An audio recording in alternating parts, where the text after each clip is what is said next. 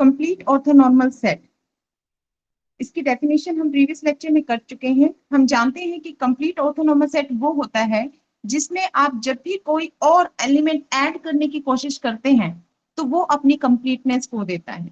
Means we can't join any non zero element to the given orthonormal set such that the set again become a orthonormal set. मतलब एक element add करने के बाद आपका जो orthonormal set है फिर से ऑर्थोनॉर्मल सेट नहीं बन पाएगा। आप सिंगल एलिमेंट भी ज्वाइन नहीं कर पाएंगे एक्सेप्ट जीरो एलिमेंट। सिर्फ जीरो एलिमेंट ही ऐसा होगा जो सभी के साथ आपके पास क्या होगा, ऑर्थोनॉर्मल होगा। ठीक है, तो आपके पास एक तरह से आप ये कह सकते हैं बेटा कि मैक्सिमम ऑर्थोनॉर्मल सेट आपका क्या होता है, कंप्लीट ऑर्थोनॉर्मल सेट होता है। Means an orthonormal set in a Hilbert space H is said to be complete if there exists no other orthonormal set containing that set. Okay? तो आपके पास जो है बेटा यहाँ पर बहुत ही इंटरेस्टिंग जो है हमारे पास जो है इक्विवेलेंट कंडीशंस है हमारे पास कुछ कंप्लीटनेस के रिगार्डिंग, ऑर्थोनॉर्मल सेट के रिगार्डिंग। ठीक है, तो हम उन इक्विवेलेंट कंडीशंस को देखते हैं। यहाँ पर हमारे पास क्या गिवन कंडीशन है, H है हमारा Hilbert space. Okay, H Hilbert space है। EI हमारा क्या है, orthonormal set in H। Okay, then the following condition are equivalent. First condition हमारे पास है बेटा, the set EI is complete. अगर हमने ये कहा कि हमारा जो ऑर्थोनॉर्मल सेट है वो क्या है, कंप्लीट है, तो ये किसकी इक्विवेलेंट होगा, that X is orthogonal to EI। If X is orthogonal to EI, every element of this orthonormal set, it means that X should be 0। क्योंकि हम और कोई एलिमेंट ऐसा ढूंढ ही नहीं पाएंगे, ठीक है, जो इस ऑर्थोनॉर्मल सेट के हर एक एलिमेंट के साथ क्या हो, ऑर्थोगोनल हो। ठीक है, and the third one is, third जो हमारे पास है, it access any arbitrary vector.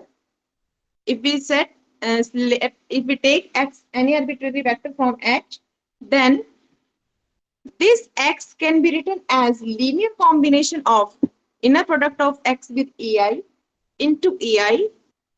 ठीक है, तो यहाँ पर जो थर्ड कंडीशन है उससे हमारा क्या मीनिंग है, थर्ड कंडीशन हमारी बहुत इंपॉर्टेंट है बेटा।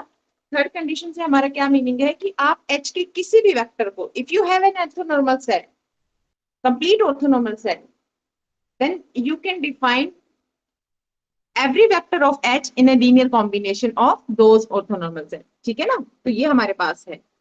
नाउ फोर्थ कंडीशन हमारे पास क्या है, वही कंडीशन है for arbitrary element of H हमारे पास क्या होगा, नॉर्म ऑफ एक्स स्क्वायर। आप खुद ही देखिए बेटा, x को अगर आप ऐसे लिख सकते हो तो इसकी नॉर्म आप कैलकुलेट करोगे, ऑब्वियसली वो हमारे पास क्या आएगी, after calculating the norm is just numerical calculation, mod of inner product of X with EI। ठीक है, X with EI square। Okay, ये हमारे पास आ जाएंगे। तो हम इसका प्रूफ जो है स्टार्ट करते हैं। सबसे पहले हम करेंगे 1 implied 2, 1 implied 2। ठीक है बेटा, तो यहाँ पर जो है आपको दिखाना है, आपके पास गिवन कंडीशन है कि EI क्या है, कंप्लीट सेट है आपके पास, ऑर्थोनॉर्मल सेट है। ये काउंटेबली इनफाइनाइट जो सेट आपके पास है वो क्या है, कंप्लीट ऑर्थोनॉर्मल है। आपको ये दिखाना है कि जब भी आप ये कहते हैं X is orthogonal to every element of this set, it means X is 0। ठीक है बेटा, तो यहाँ पर हम ये मान लेते हैं, सबसे पहली बात तो ये है, हमें X को जो है हम कॉन्ट्राडिक्टरी लेके चलते हैं कि X हमारे पास नॉन जीरो है। ठीक है, यहाँ पर क्या है given, EI is complete। Okay, EI is complete। हमने ले लिया X, कोई भी आर्बिट्रेरी वेक्टर H का हमने ले लिया, और कैसा लिया हमने कि वो X क्या है आपके EI के ऑर्थोगोनल है, यानी हर एक एलिमेंट के साथ ऑर्थोगोनल है। यही चीज हम लेके चले। प्रूफ क्या करना है, X 0 है, पर हम ये कह देते हैं कि X क्या है, नॉन जीरो है, यानी हम यहाँ पर एक कॉन्ट्राडिक्शन अराइज करेंगे। गिवन कंडीशन नोट कर ली, EI ऑर्थोनॉर्मल सेट है कंप्लीट, फिर उसके बाद X आर्बिट्ररी एलिमेंट ले लिया जो कि इसके ऑर्थोगोनल हो, तो यहीं पर यही तो है second condition, if X is orthogonal to EI। ठीक है, orthonormal set this, this implies X is zero. हम लेके चल पड़े कि एक्स क्या है, नॉन जीरो है। अब अगर एक्स नॉन जीरो है देन हम क्या करेंगे, टेक, हम अपनी मर्जी से डिफाइन कर रहे हैं बेटा एक नया vector x by E, x by norm of x. ये जब हमने डेफिनेशन की थी ऑर्थोनॉर्मल सेट की, तो भी हमने देखा था कि हम एग्जिस्ट करवा सकते हैं orthonormal set. If we have an orthogonal set then we can exist, ठीक है ना। तो हम दिखा सकते हैं कि ऑर्थोनॉर्मल सेट यहाँ पर एग्जिस्ट करता है। कैसे, x by norm of x इस तरह कंसिडर करके, क्योंकि ये इसकी नॉर्म अगर आप लेते हो तो ये यूनिट वेक्टर बन जाता है, ठीक है। E equal to X by norm of X है, एक्स यहाँ पर क्या है बेटे, नॉन जीरो है। तो ऑब्वियसली यहाँ क्लियरली आप देख सकते हो कि नॉर्म ऑफ पी आपके पास 1 है, ठीक है ना। एंड फॉर एनी आई, आप कोई भी आई लेकर के चलो बेटा, हमारे पास क्या आ गया, नॉर्म ऑफ ई 1 आ गया। आप इनर प्रोडक्ट कैलकुलेट करो ई विद ई आई, ठीक है। इनर प्रोडक्ट ई की value x by norm of x हमने ले ली, ई आई, ओके बेटा, ये हमने ले ली। अब यहाँ पर जो है 1 by norm of X as a scalar, inner product की प्रॉपर्टी से, ठीक है ना, हमने बाहर निकाल लिया। आपके पास क्या बचा, inner product of X with E I. अब बेटा आप अच्छे से जानते हो क्या गिवन है आपके पास, हमने ऐसा एलिमेंट लिया था जिसके जो क्या है इस ऑर्थोनॉर्मल सेट के, कंप्लीट ऑर्थोनॉर्मल सेट के हर एक एलिमेंट के साथ ऑर्थोगोनल है। It means this with inner product will be zero, okay. तो इस पूरे को कंप्लीट को एक बार स्टडी करके देखना, हमने क्या एग्जिस्ट करवा दिया है, हमने एक ऐसा एलिमेंट ई ढूंढ लिया है जो कि ऑब्वियसली नॉन जीरो एलिमेंट है, यूनिट वेक्टर है। हमने एक ऐसा यूनिट वेक्टर एग्जिस्ट करवा दिया है जो कि इस, हमने देखो आर्बिट्रेरी फॉर एनी आई हमने लिया और इनर प्रोडक्ट जीरो आ गई। इसका मतलब तो ये हुआ आपके पास एक ऐसा यूनिट वेक्टर है जो कि इस गिवन ऑर्थोनॉर्मल सेट के हर एक एलिमेंट के साथ क्या है, इनर प्रोडक्ट जीरो रखता है। बेटा इसका मतलब तो ये हो गया आपके पास दैट द सेट ई, ई आई जो आपके पास सेट था, ठीक है, वो क्या है, is again orthonormal, orthonormal. But this is a contradiction. This is a contradiction to the given fact that your EI is a complete orthonormal set. क्योंकि कंप्लीटनेस की डेफिनेशन यही होती है कि वो मैक्सिमल होता है, वो किसी और ऑर्थोनॉर्मल सेट में कंटेन नहीं होगा, ठीक है। तो आपके पास क्या आ गई, कॉन्ट्राडिक्शन आ गई कंप्लीटनेस पे। इसका मतलब क्या हुआ, हमारी एजम्पशन गलत है। एजम्पशन गलत क्या हुई, आपने एक्स को नॉन जीरो कहा, this implies X is zero, okay बेटा, ठीक है। कंप्लीटनेस के रिगार्डिंग हम यहाँ पर क्या लाए थे, कॉन्ट्राडिक्शन लाए थे, ठीक है। हमने एक यूनिट वेक्टर दिखा दिया जो कि उसके हर एक एलिमेंट के साथ क्या है, ऑर्थोनॉर्मल सेट के साथ ऑर्थोगोनल है। इसका मतलब आप एक नया सेट, ऑर्थोनॉर्मल सेट यहाँ पर प्रिपेयर कर सकते हैं जिसमें पहले वाला कंटेन है, बट कंप्लीटनेस का मतलब है मैक्सिमल ऑर्थोनॉर्मल सेट है, that can't be contain in another set, orthonormal set, ठीक है। तो आपके पास यहाँ कॉन्ट्राडिक्शन आ गई। इस तरह से 1 implies 2 आपका जो है बेटा यहाँ पर सॉल्व हो जाता है। नाउ सेकंड implies 3 हम करते हैं बेटे, सेकंड implies 3, ठीक है, ये हम करते हैं।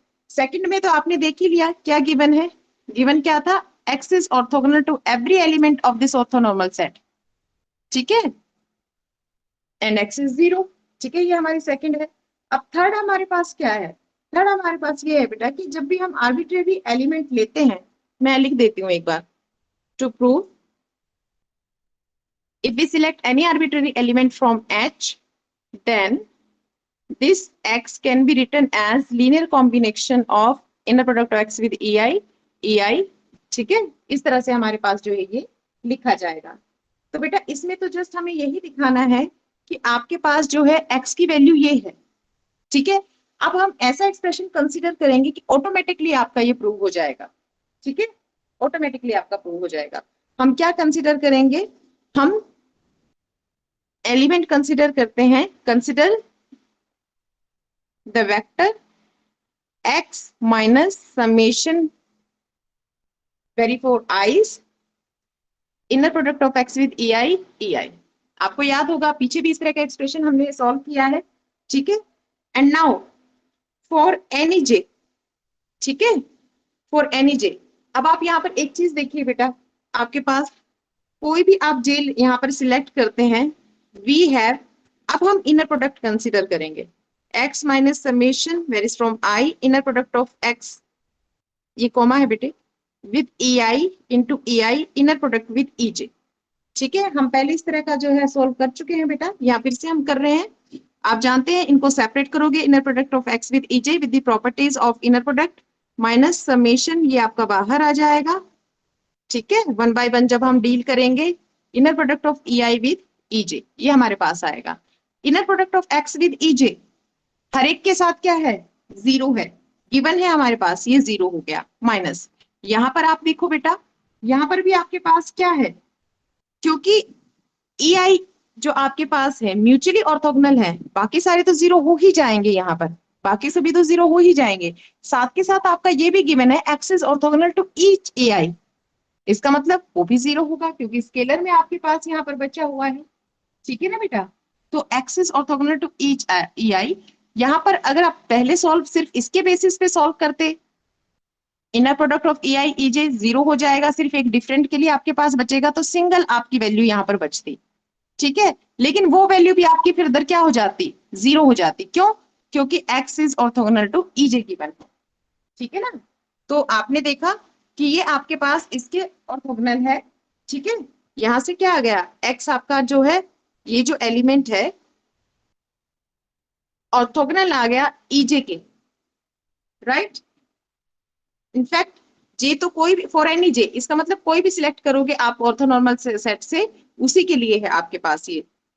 अब गिवन कंडीशन आपकी क्या कहती है, अगर आपके पास कोई ऐसा एलिमेंट है x जो कि ऑर्थोगोनल है to every element of this set, इसका मतलब वो एलिमेंट क्या है, जीरो है। अब यहाँ पर x की जगह आपके पास है ये element, this element is orthogonal to every element of this collection, it means this element should be zero. तो यहाँ पर हमारे पास क्या आ जाएगा, x minus summation varies over i inner product of x with ei, this will be zero, means x is equal to summation I inner product of x with ei is zero। ठीक है, तो इस तरह से आपने क्या देखा, x can be written as this linear combination because these are scalars। तो बेटा आप ये देखो, ये कितना इजी आपके पास रिजल्ट है। इस रिजल्ट में बहुत ही आसानी से हमें हमें सिर्फ इसका इस्तेमाल करना था। ठीक है, तो आप खुद ही देख सकते हैं, एक तरह से यहीं से आपको हिंट मिल जाएगा कि इस गिवन फैक्ट का इस्तेमाल करना है और इसे इसके इक्वल दिखाना है। तो क्यों ना हम x माइनस समेशन दिस को, इस ये जो एलिमेंट बनेगा वो भी तो h का ही एलिमेंट बनेगा ना, ये भी तो h का ही एलिमेंट बनेगा, अगर आप x माइनस दिस आप अज्यूम करते हो, इस एलिमेंट को क्यों ना हम इस कलेक्शन के ऑर्थोगोनल दिखा दें, इस कलेक्शन के ऑर्थोगोनल दिखा दें। जैसे हम इस एलिमेंट को, ये जो हमारे पास एलिमेंट है x माइनस समेशन दिस, इसके कॉरस्पॉन्डिंग ही सिलेक्ट किया बेटा, इन दोनों का सब्ट्रैक्शन हमने। जैसे ये एलिमेंट ई आई के ऑर्थोगोनल बनेगा, गिवन कंडीशन के हिसाब से वो जीरो हो जाएगा और जीरो होते ही रिजल्ट प्रूव हो जाएगा। दैट्स वाई हमने इस तरह से इनर प्रोडक्ट कंसीडर की, ताकि हम इसको ऑर्थोगोनल दिखा सके। ठीक है बेटा, तो ऐसे ही हमारे पास क्या आ जाएगा यहाँ पर, थर्ड इंप्लाइज फोर्थ। ठीक है, ऐसे ही हमारे पास जो है थर्ड इंप्लाइज फोर्थ, सारे के सारे जो है आपके पास बहुत ही इजी हैं। थर्ड इंप्लाइज फोर्थ आप देखिए, अब आपको क्या दिखाना है, आपको दिखाना है, मैं यहाँ पर देखो थर्ड तो ये है, गिवन है ये हमारे पास। टू प्रूव मैं लिख देती हूँ, to prove norm of x square is equals to summation varies over I and mod of inner product of X with E I, ठीक है, स्क्वायर, इसके इक्वल हमें दिखाना है बेटा। तो ये तो जस्ट हमें जो है, आप जानते हो अगर आपने x का कोई भी वेक्टर लिया है h, देन गिवन है आपके पास, then it is given that your x can be written as summation I inner product of x with ei, ये हमारे पास है बेटे। ठीक है, तो अब जो है आप norm of x square calculate कर लो। Now consider norm of x square, क्या है norm of x square, inner product of X with X. ठीक है, क्या है inner product of X with X, X की वैल्यू ये पुट कर दो ना यहाँ पे, summation I inner product of X with E I summation inner product of X with E I. ठीक है, ये चीज है। अब बेटा ये तो आप देखो ना, यहाँ पर ये समेशन है, या तो वन बाय वन ओपन करो, नहीं तो आप जानते हो ये स्केलर है, n टाइम्स ओपन होगा आपके पास ये समेशन, ये भी आपके पास जो है अल्टीमेटली n टाइम्स नहीं, मतलब जितने भी आई आपके वेरी कर रहे हैं यहाँ पर, सेम हम यहाँ j रख लेते हैं ताकि कंफ्यूजन ना हो। तो बेटा एक तरह से स्केलर्स तो आपके सारे बाहर निकल आएंगे, समेशन आई बाहर निकल आएगा inner product of X with E I, right, summation J बाहर निकल आएगा, लेकिन यहाँ पर कॉम्प्लेक्स कॉन्जुगेट आएगा क्योंकि ये सेकंड और कोऑर्डिनेट के साथ है, सेकंड के साथ तो आपके पास क्या है, कॉन्जुगेट लीनियर होता है। और inner product of E I with E J, ये आपके पास आ गया inner product of E I with ई जे। अब क्योंकि आपके ई आई सारे के सारे क्या है, म्यूचुअली ऑर्थोगोनल है, तो सारी वैल्यूज जीरो हो जाएंगी for I not equal to J. I not equal to जे के लिए आपके पास जीरो हो जाएंगे, क्या बचेगा, सिर्फ तभी जब आई इक्वल टू जे होगी एक टर्म आपके पास बचेगी, वो टर्म आपकी क्या होगी, यहाँ पर मैं सॉल्व कर देती हूँ। वो टर्म हमारी क्या होगी, वो टर्म हमारी होगी norm of x square is equals to, क्योंकि सारी डिस्टिंक्ट के लिए तो सारी जीरो हो रही है, सिर्फ एक ही बचेगी जो सेम होगी, inner product of X with E I conjugate of inner product of X with E I और into inner product of E I with E I, same वाली बचेगी। ये वन हो गया, ये आपका क्या लिखा जा सकता है, mode of inner product of X with E i square, और ये आपके पास क्या हो गया, वन हो गया, राइट बेटा। समेशन, ओ सॉरी समेशन मेरे पास यहाँ पर भूल गई हूं मैं, क्योंकि यहाँ पर देखो आप एक बार आई को वन वैल्यू फिक्स करोगे ये पूरा का पूरा वेरी हो जाएगा, इसमें एक वैल्यू ऐसी आएगी जिसमें कि ये इक्वल है, फिर आई को टू करोगे फिर पूरा का पूरा वेरी हो जाएगा, फिर आई इक्वल टू टू के लिए जब जे इक्वल टू टू होगा एक वैल्यू वो बचेगी, जब I equal to three very करोगे पूरा जे वेरी होगा, ठीक है, सारी की सारी values one two three and so on, फिर जब जे इक्वल टू थ्री होगा आई इक्वल टू थ्री, वो एक टर्म यहाँ पर बचेगी। तो आप ये देखोगे बेटा आई की हर एक वैल्यू के लिए आपके पास इस समेशन से एक एक सिंगल टर्म बचती जा रही है, तो यानी ये समेशन क्या है, आई के लिए वेरी करेगा, summation I. In this way आपका जो है रिजल्ट ट्रू हो जाएगा। तो फोर्थ में तो जस्ट आपकी न्यूमेरिकल कैलकुलेशन है, इनर प्रोडक्ट की आपकी सारी की सारी अगर आपकी जो है वैल्यूज आपको क्लियर है, प्रॉपर्टीज क्लियर है, तो ये आप बहुत इजीली कर सकते हैं। नेक्स्ट वाला देखो बेटा, नेक्स्ट में आपको क्या दिखाना है, फोर्थ वाले आपकी कंडीशन ट्रू है, ठीक है, यहाँ पर मैं लिख देती हूँ आपका, just a second, fourth implies one हम कर रहे हैं बेटे, तो गिवन आपके पास क्या है, given for X belongs to H, norm of X आपके पास क्या है बेटा, summation I mod of inner product of X with E I, ठीक है, स्क्वायर, ठीक है, क्या प्रूव करना है, to prove your E I is complete, ये हमें प्रूव करना है, ई आई ऑर्थोनॉर्मल सेट तो है ही, गिवन है वो, तो आपको इसको कंप्लीट प्रूव करना है।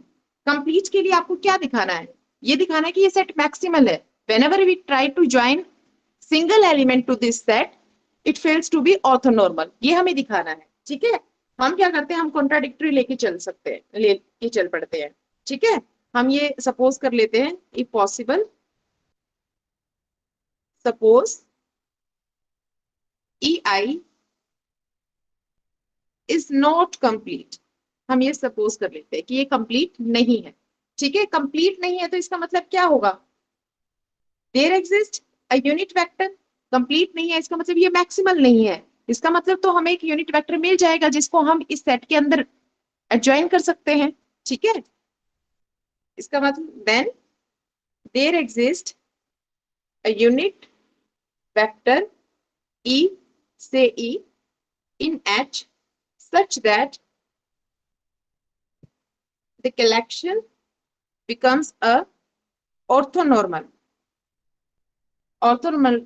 set which properly contains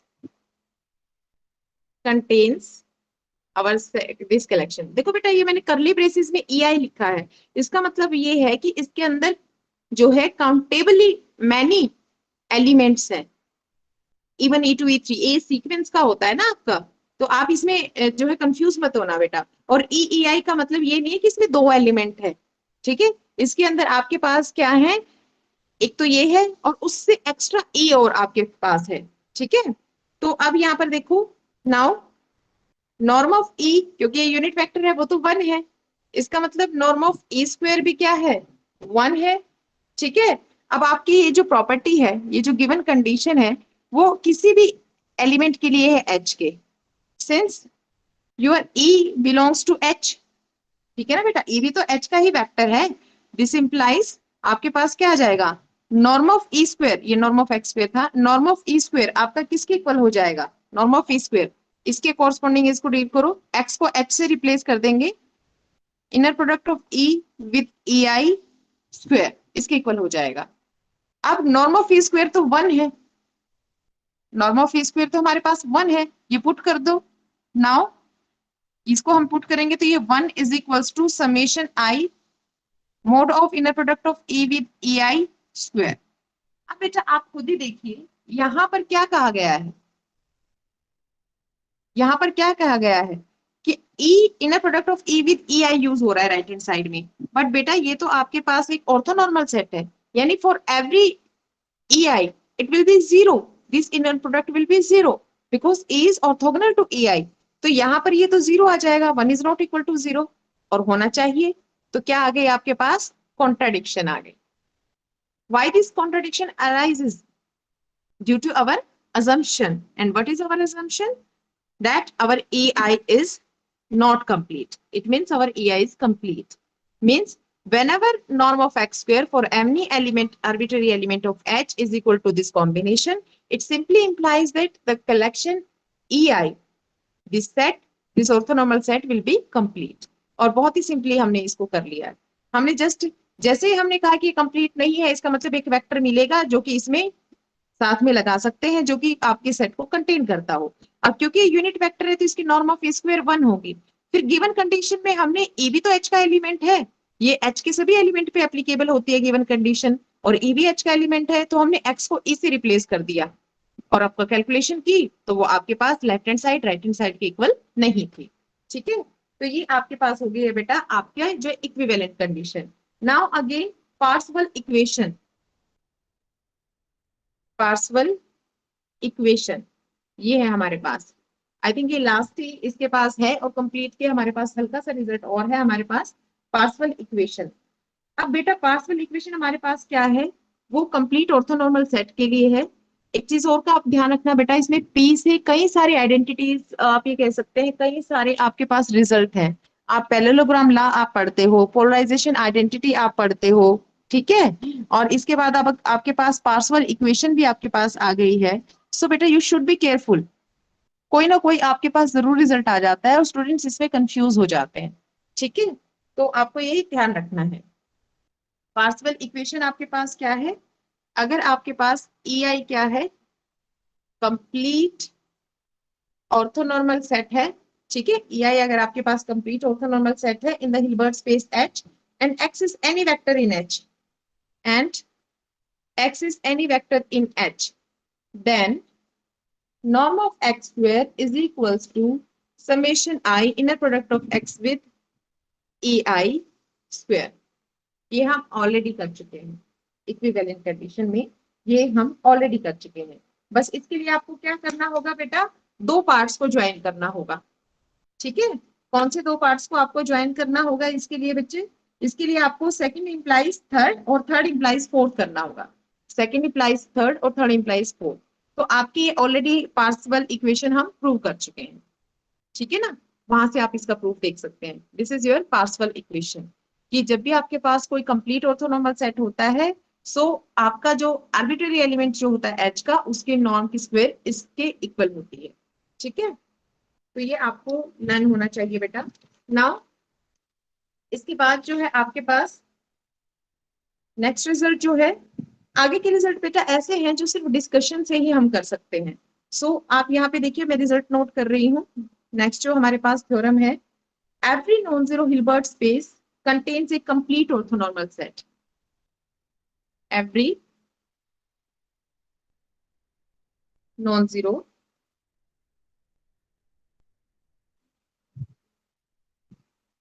every non-zero Hilbert space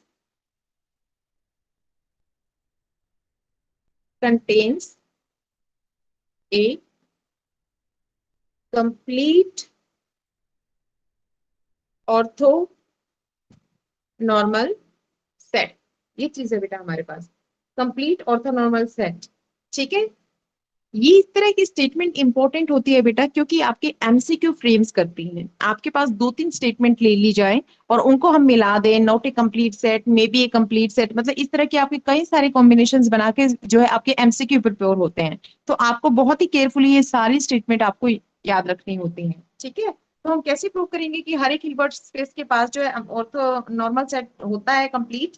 ठीक है, तो आप बेटा ये हम बहुत ही इजीली कर सकते हैं, क्योंकि हिल्बर्ट स्पेस एच जो है आपके पास, हम ये कहते हैं कि ये नॉन जीरो है, तो हम x बिलोंग्स टू h ले सकते हैं, जो कि आपके पास क्या है, नॉन जीरो एलिमेंट है। ठीक है ना, एक नॉन जीरो एलिमेंट h से ले सकते हैं हिल्बर्ट स्पेस से। जैसे ही नॉन जीरो एलिमेंट हम ले लेंगे, इसको हम नॉर्मलाइज कर देंगे, e हम क्रिएट कर देंगे, take e is equal to x by norm of x। ठीक है, आप जानते हैं यहाँ पर x क्या है, नॉन जीरो है। ठीक है, हमने क्या किया, नॉर्मलाइज कर दिया e को। अब आपके पास क्या है, अगर आप एज्यूम करें e आपका ऑर्थोनॉर्मल सेट बनेगा, क्योंकि ये यूनिट वेक्टर है। और कोई वेक्टर आप ये कह सकते हैं, कोई भी वेक्टर इस, क्योंकि ये सिंगलटन सेट है ना, कोई भी वेक्टर इसमें ऐसा नहीं है जिसके साथ इसकी इनर प्रोडक्ट जीरो ना हो, क्योंकि कोई है ही नहीं इसमें, तो मना करने वाली कोई बात ही नहीं हुई। इसमें एक ही वेक्टर है, उसके साथ तो वो सेल्फ हो जाएगा और उसके यूनिट वेक्टर ये बन जाएगा। ठीक है, तो it follows that every non zero Hilbert space contains certainly contains orthonormal sets। तो ये ऑर्थोनॉर्मल सेट तो इसके अंदर आ गया है, आपको दिखाना है कंप्लीट ऑर्थोनॉर्मल सेट भी उसके अंदर होता है।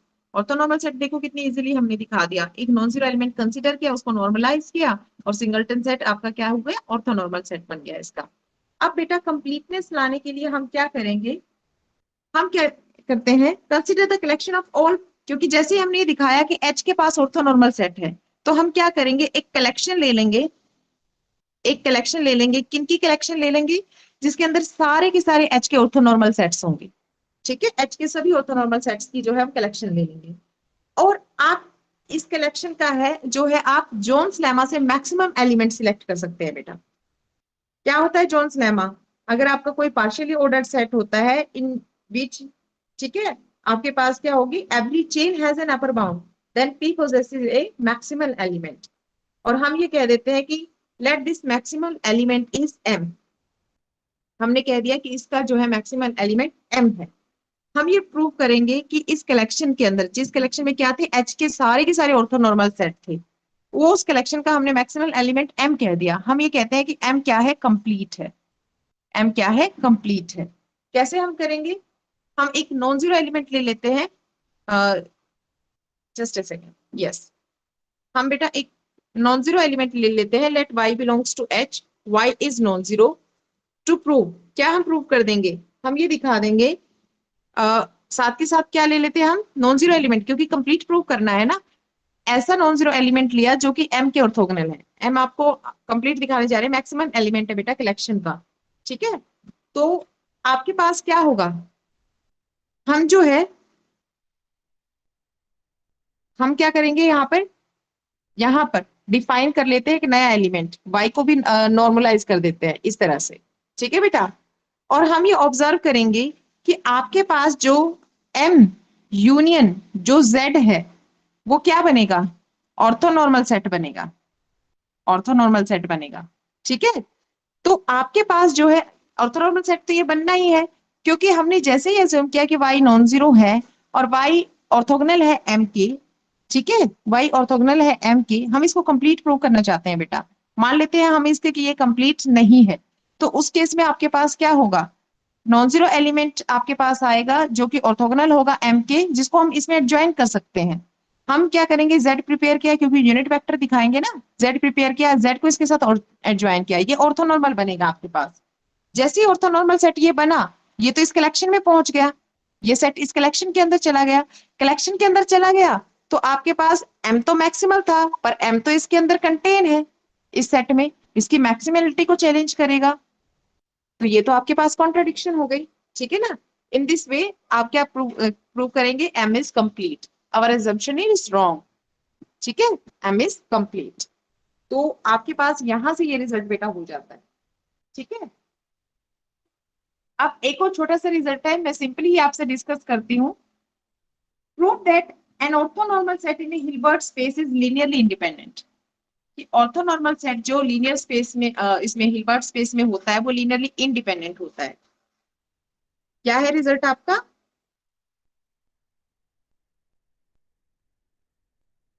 बिल्कुल, ये भी एक ही मिनट का है। Prove that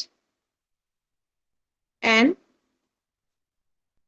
orthonormal set in A Hilbert space H is linearly independent। Independent ये हमारे पास है। तो आप क्या करेंगे बेटा, यहां पर सिंपली प्रूफ के लिए let e i be an orthonormal set. हमने ये ऑर्थोनॉर्मल सेट ले लिया, ठीक है, एक ऑर्थोनॉर्मल सेट हमने यहाँ पर ही कंसिडर कर लिया। हमें क्या दिखाना है? To show e I is linearly independent, ये हम शो करेंगे। तो आप जानते हैं बेटा लीनियरली इंडिपेंडेंट के लिए क्या दिखाना होता है? Linear combination equal to zero दिखाना होता है कि सारे के सारे स्केलर्स क्या हो, जीरो हो। तो यहाँ पर आप स्केलर्स ले लीजिए, सपोज, ठीक है, there exist scalars alpha is belongs to f to the field such that the linear combination alpha I, यहाँ पर हमारे पास क्या है, e I क्या है, जीरो है, ठीक है। अब यहाँ पर जो है बेटा आपको क्या दिखाना है, हमारा टारगेट है कि ये सारे स्क्वेलर्स को जीरो दिखा दे ताकि ई आईज क्या हो जाए आपके पास, लीनियरली इंडिपेंडेंट हो जाए, ठीक है। इसके लिए हम क्या करेंगे, हम बेटा यहाँ पर जो है एक सिंपल, क्योंकि ये कॉम्बिनेशन तो इक्वल टू जीरो हो गया, ठीक है, ये कॉम्बिनेशन तो इक्वल टू जीरो हो गया। हम इस ऑर्थोनॉर्मल सेट का जो ई आई ऑर्थोनॉर्मल सेट है इसका एक एलिमेंट की इनर प्रोडक्ट लेंगे जीरो के साथ।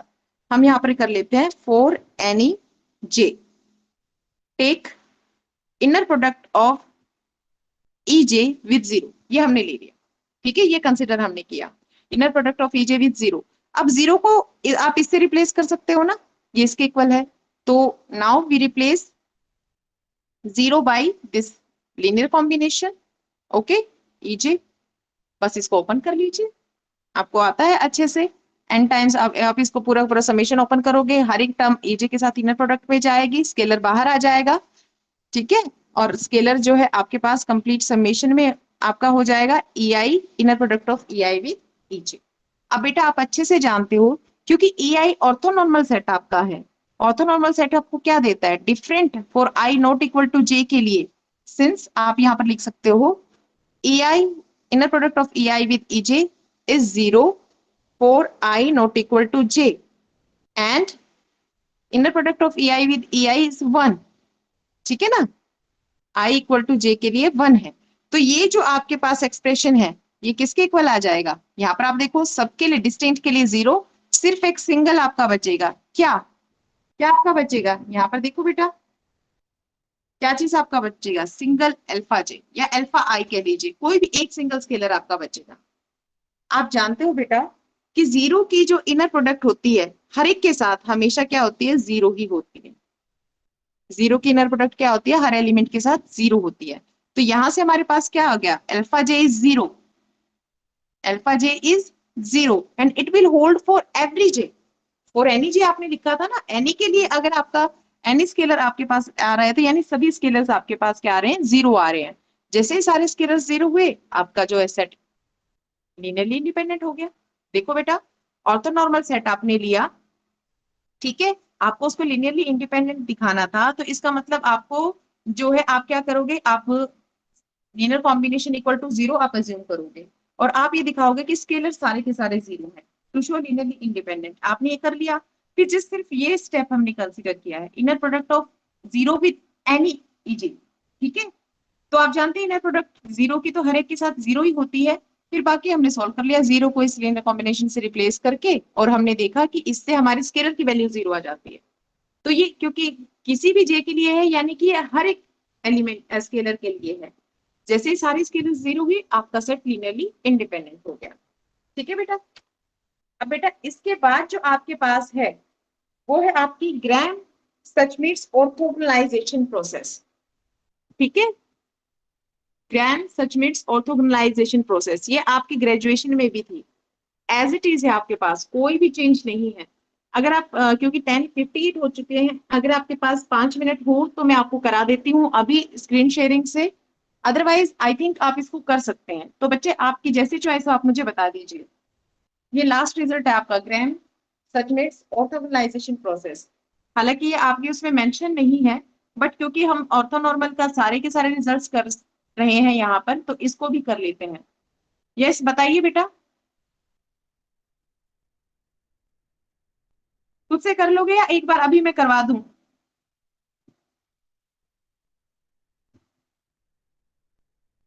मुझे किसी की आवाज नहीं आ रही है। कर लेंगे मैम। ओके गौरव, इसको ट्राई कर लेना बेटा, कोई दिक्कत हो तो मुझे बताना है, क्योंकि ये रिपीटेड है आपके पास, कुछ भी इसमें आपके पास नहीं है। एक सिंपल आपका मेथड है, उसी को आपको रिपीट करना है। ठीक है। सो इस तरह से आपकी फर्स्ट यूनिट कंप्लीट होती है।